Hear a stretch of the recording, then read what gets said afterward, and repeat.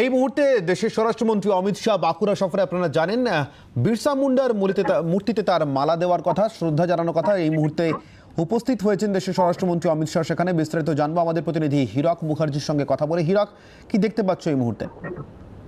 দেখো, এই মুহূর্তে অমিত শাহ তিনি এসে পৌঁছেছেন বাক্সার বাগানে, যেখানে বিরসা মুন্ডার মূর্তি রয়েছে সেই বিরসা মুন্ডার মূর্তির সামনে, এবং এই বিরসা মুন্ডার মূর্তি তার মাল্যদান দিয়ে শ্রদ্ধা জানানোর কথা। কিন্তু তিনি এই বিরসা মুন্ডা মূর্তির সামনে এসেই প্রথমেই যেটা তিনি করলেন, হেঁটে সোজা পুরুলিয়ার দিকে যে রাস্তা চলে গেছে এখান থেকে, সেই পুরুলিয়ার দিকে যে রাস্তা, সেই রাস্তার দিকে যে অসংখ্য মানুষ রাস্তার ধারে দীর্ঘক্ষণ ধরে এই প্রচন্ড গরমের মধ্যে তিনি যারা দাঁড়িয়ে রয়েছেন তাদের সঙ্গে দেখা করার উদ্দেশ্যে তিনি এই মুহূর্তে দেখা করছেন এবং তাদের সঙ্গে কয়েকজনের সঙ্গে কুশল বিনিময় করছেন। এই মুহূর্তে তুমি দেখতে পাচ্ছ যে বিরসা মুন্ডার যে মূর্তি রয়েছে সেই দেশের স্বরাষ্ট্রমন্ত্রী অমিত শাহ এগিয়ে আসছেন, কড়া নিরাপত্তা বলয়ের মধ্যে তিনি এগিয়ে আসছেন এবং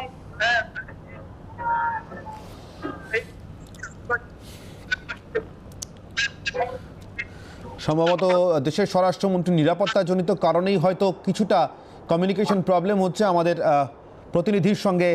আমাদের এই মুহূর্তে যে ছবি আপনারা দেখতে পাচ্ছেন, আপনাদের জন্য আরও একবার জানাই, দেশের স্বরাষ্ট্রমন্ত্রী অমিত শাহ এই মুহূর্তে বাঁকুড়ায় রয়েছেন। বাঁকুড়ার পোয়া বাগানে বিরসা মুন্ডার মূর্তিতে মালা দেবেন তিনি। পোয়া বাগানে সেই মূর্তির সামনে এই মুহূর্তে পৌঁছে গিয়েছেন অমিত শাহ। দেখতে পাচ্ছেন সমবেত জনতা এবং দলের কর্মী সমর্থকদের উদ্দেশ্যে তিনি হাত নাড়লেন। আদিবাসী নেতা বিরসা মুন্ডার মূর্তিতে শ্রদ্ধা জানানোর জন্য, মালা দেওয়ার জন্য তিনি এই মুহূর্তে বাঁকুড়ার পোয়া বাগানে।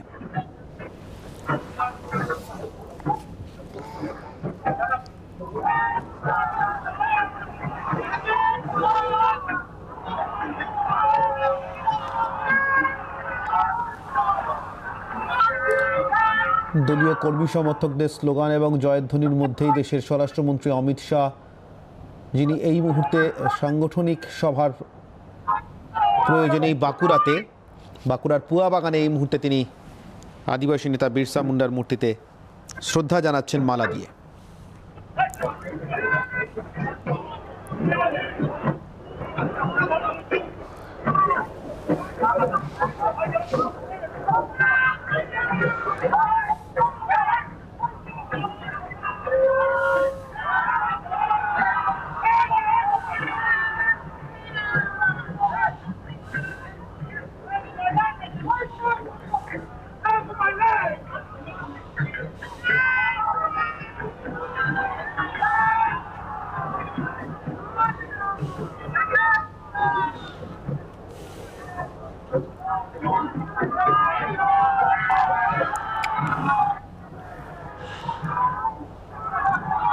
সমবেত দলীয় কর্মী সমর্থকদের উদ্দেশ্যে হাত নাড়ছেন বিজেপির প্রাক্তন সর্বভারতীয় সভাপতি।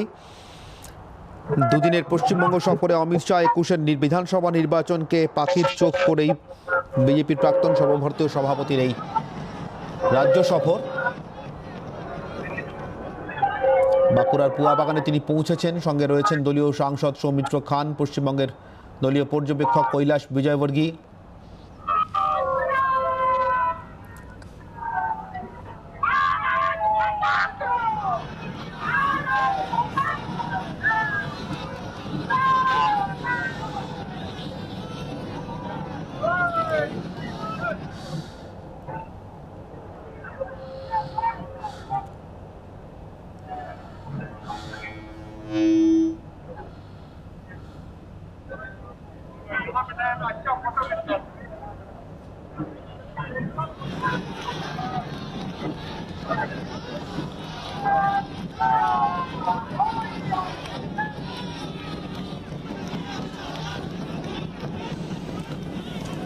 অমিত শাহ এই মুহূর্তে বাঁকুড়ার পুয়া বাগানে আদিবাসী নেতা বিরসা মুন্ডার মূর্তিতে মালা দেওয়ার পর, শ্রদ্ধা জানানোর পর, একদিকে পশ্চিমবঙ্গ দলের পর্যবেক্ষক কৈলাস বিজয়বর্গীয়, অন্যদিকে দলের সাংসদ সৌমিত্র খান।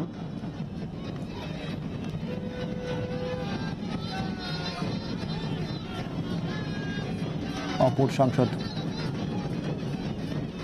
বাঁকুড়া থেকে, আপনারা জানেন দুটি আসনই গত লোকসভা নির্বাচনে জয়ী হয়েছে ভারতীয় জনতা পার্টির প্রার্থীরা।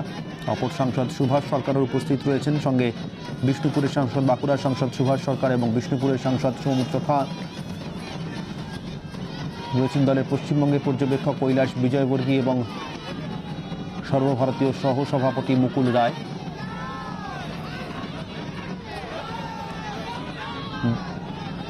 ভারতীয় জনতা পার্টির প্রাক্তন সর্বভারতীয় সভাপতি এবং দেশের বর্তমান স্বরাষ্ট্রমন্ত্রী অমিত শাহর এই সফরকে ঘিরে স্বাভাবিকভাবেই বাঁকুড়া এবং পার্শ্ববর্তী জেলাগুলিতে বিজেপি কর্মী সমর্থকদের মধ্যে উৎসাহ উদ্দীপনা একেবারে তুঙ্গে।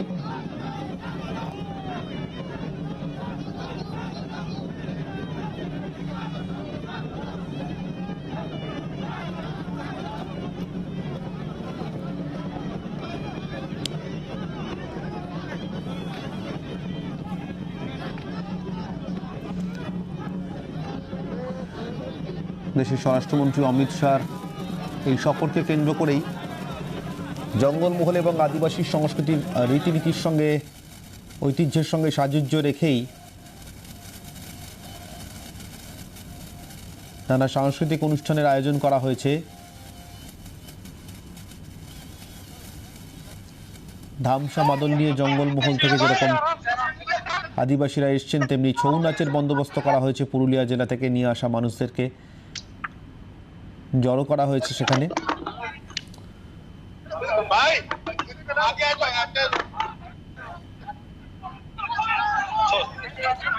এই মুহূর্তে সংবাদ মাধ্যমের মুখোমুখি স্বরাষ্ট্রমন্ত্রী অমিত শাহ।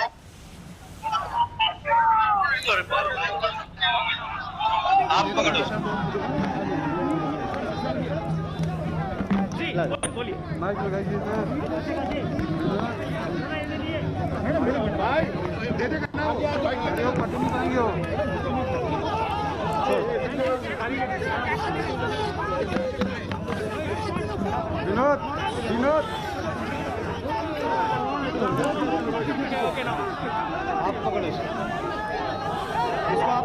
आप पकड़ो जी, अमित जी माइक ऊपर कर लेंगे। मेरा फोन कर